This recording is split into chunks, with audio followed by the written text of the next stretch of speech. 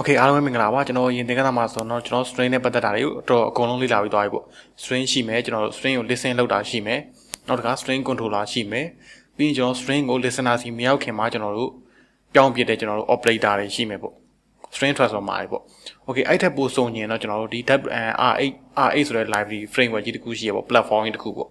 အဲ့မှာ R8 Java တို့ R8.net တို့ပေါ့နော် R8 Kotlin တို့မျိုးမျိုးရှိရပေါ့ RxJS တို့ပေါ့ okay အဲ့တိုင်းပဲကျွန်တော်တို့ tab programming language မှာလည်း R8 tag ဆိုတာရှိတယ်ဒါပေမဲ့ကျွန်တော် R8 tag က string ကိုပဲပြန်ပြီးအခြေခံပြီးလုပ်ထားတာပေါ့ R8 ရဲ့အခေါ်အဝေါ်ရဆိုရင် string ကိုကျွန်တော် observer လို့ခေါ်တယ် data ထုတ်ပေးရတာပေါ့ listener ကိုကျွန်တော် observer လို့ခေါ်တယ် listener ကကျွန်တော် data ကိုစောင့်ကြည့်တဲ့သူပေါ့ okay ကျွန်တော်ဒီ string controller ကိုသူ့စီမှာ subject လို့ခေါ်တယ်နောက်ကကျွန်တော်တို့ဒီ tab programming language မှာတော့ string transformer string operator ရှိရပေါ့အဲ့ဒါကိုလည်းကျွန်တော်တို့ဒီ R8 tag မှာ operator လို့ပဲခေါ်တယ်ပေါ့အဲ့ဆိုရင်ကျွန်တော်ဒီ tab programming language နဲ့tab programming language ကိုလေ့လာပြီး string ကိုလေ့လာပြီးဆိုရင်ကျွန်တော်တို့ R8 tag ကိုဆက်ပြီးလေ့လာမယ်ဆိုရင်ကျွန်တော်နှစ်မျိုးပဲတည်ဖို့လိုတယ်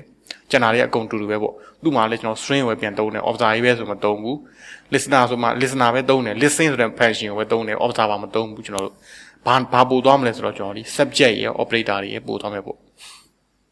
okay အဲ့မှာဆိုရင်ကျွန်တော် tab programming language မှာဆိုတော့ကျွန်တော် string controller ပဲရှိတယ်ပေါ့ string controller နှစ်မျိုးပဲရှိတယ်ကျွန်တော် broadcast string ရဲ့နောက်တစ်ခါကျွန်တော်ဘာခေါ်လဲဆိုတော့single subtraction ရပေါ့ okay operator လေးကလည်းကျွန်တော်50ခုလောက်ရှိတယ်ပေါ့ okay ကျွန်တော်တို့ကဒီမှာအသစ်တိုးတော့မှာပါလဲဆိုတော့ subject ရဲ့ operator ရပေါ့ okay အဲ့ဒါဆိုကျွန်တော်ဒီ R8 ရဲ့ official website ကိုတွားကြည့်မယ်ဆိုတော့ကျွန်တော်ဒီမှာ ReactiveX ပေါ့နော်သူ့ရဲ့ website ကိုဝင်ကြည့်ရင်တော့ဒီမှာ ReactiveX.io ဆိုတာရှိတယ်အဲ့တော့ကျွန်တော် choose your platform ဆိုတာဝင်လိုက်မယ်ဝင်လိုက်ရင်သူက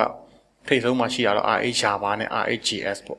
ကျွန်တော်ဒီ Android သမားတွေဆိုရင်ဒါကိုသုံးဘူးတယ်ပေါ့နော် Android ကိုကျွန်တော်2018လောက်ကနေစပြီးရေးဘူးတဲ့သူဆိုရင်